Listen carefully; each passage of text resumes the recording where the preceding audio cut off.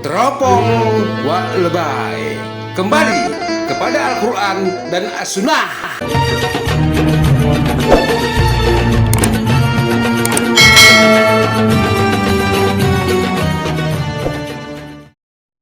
Assalamualaikum warahmatullahi wabarakatuh. Saudaraku seiman, seislam, semanhaj, kita bertemu lagi karena Allah. Insya Allah, dimanapun kalian berada, di desa-desa, di kota-kota, atau di pelosok-pelosok pedalaman sekalipun, kalau kalian istiqomah, insya Allah kalian adalah orang yang bertakwa kepada Allah Azza wa Jalla. Pada kesempatan ini kita mendengarkan, menyimak penjelasan dari seorang tokoh tarekoh, tasawuf, suluk. Apa itu suluk? Tarekoh.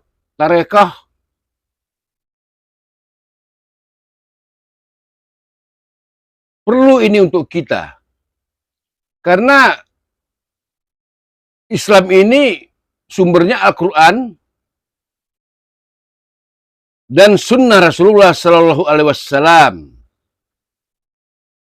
Memang agak asing kita mendengarkan penjelasan Bapak ini. Asing bagi kita. Karena kita nggak pernah mempelajari hal itu. Mari kita dengarkan penjelasan beliau tentang suluk. Kalau kita lihat misalnya perjuangan para syuhada, para pahlawan Islam zaman kemerdekaan, hampir seluruh peneliti mengatakan seluruh ulama-ulama pejuang Islam yang memerdekakan negeri ini, kebanyakan besar mereka ulama sufi, ulama torekoh. Pejuang-pejuang Islam yang memerdekakan negeri ini kebanyakan ulama-ulama sufi, ulama-ulama tarekoh. Siapa mereka? Sebaiknya agar komentar Denny valid, didukung oleh data dan fakta. Data-data itu seperti referensi. Siapa tokoh sufi di negeri ini yang berjuang untuk memerdekakan bangsa? Disebut dong namanya. Si A, si B, si C, si D. Jadi kuat argumentasinya. Inilah kebanyakan orang-orang suluk, kalau komentarnya nggak berdasar gitu, tidak punya data. Itu persoalan yang besar. Itu persoalannya.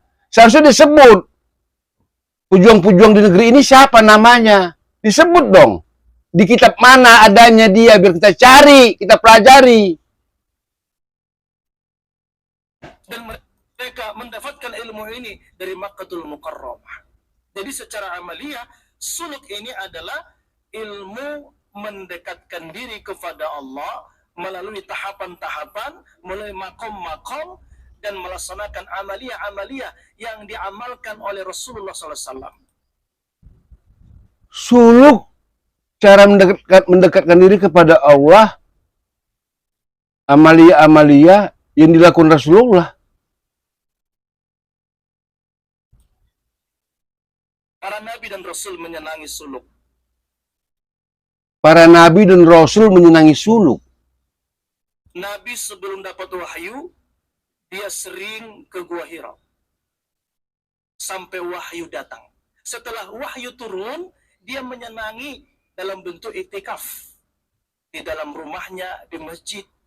Amaliyah suluknya tetap jalan, tapi tempatnya berbeda. Karena kalau sudah turun wahyu, Nabi masih sering ke Gua Hira, menjadi syariat ke gunung, ini berat. Tetapi amalan-amalan pada berenungan, berzikir, i'tikaf, itu dilaksanakan Nabi setelah wahyu turun dari Gua Hira, dilaksanakan di rumahnya, di kamarnya, dan di masjid, terutama pada bulan Ramadan. Nabi itu tidak pernah berhenti yang namanya i'tikaf di penghujung Ramadan. Nah ini, nggak jelas lagi kan? Di bulan Ramadan, Rasulullah Shallallahu Alaihi Wasallam tak berhenti beriktikaf. Sebut dong, di hari keberapa itu? Mulai masuk ke dalam masjid untuk iktikaf. Berapa lama? Jangan di ujung Ramadan aja. Nanti orang yang salah mengerti, di ujung Ramadan bisa 1 hari, bisa 2 hari. Islam itu harus jelas. Jelas. Didukung oleh data-data yang akurat. Itu baru benar. Itu ajaran-ajaran Islam. Dia bilang tadi apa? Di ujung Ramadan. Di ujung Ramadan itu berapa hari? Harus disebut dong. Kalau hadisnya jelas. Menjelang 10 hari akhir dari Ramadan. Atau di hari ganjil kita masuk ke masjid. Lebih kurang selama 10 hari. Jelas. Jangan di ujung Ramadan. Di ujung Ramadan itu bisa 1 hari, bisa 2 hari.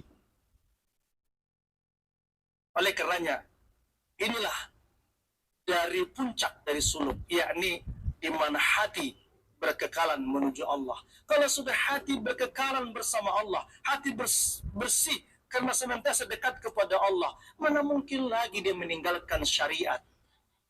Apa ada orang sampai kepada Allah meninggalkan salat? Jadi oleh karenanya, hentikan segala fitnah terhadap tarekah, fitnah terhadap suluk, karena Anda akan membawa umat ini jadi terpecah. Salah kau memahami. Nggak ada orang memfitnah. Nggak ada. Imam Asy-Syafi'i yang mengatakan, Imam Syafi'i itu imam yang mulia.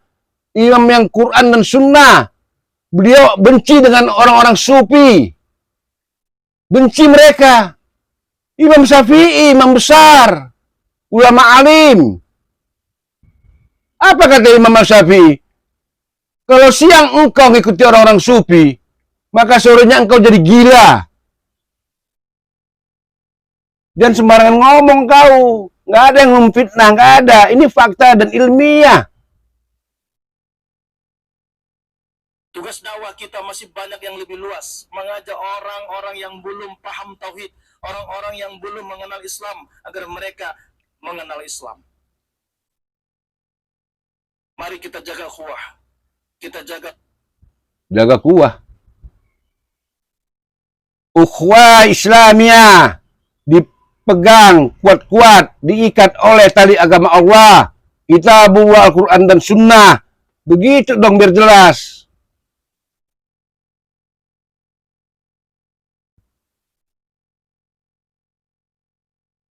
persatuan agar Islam ini senantiasa jaya dengan rahmatan lil alamin, merahmati alam semesta.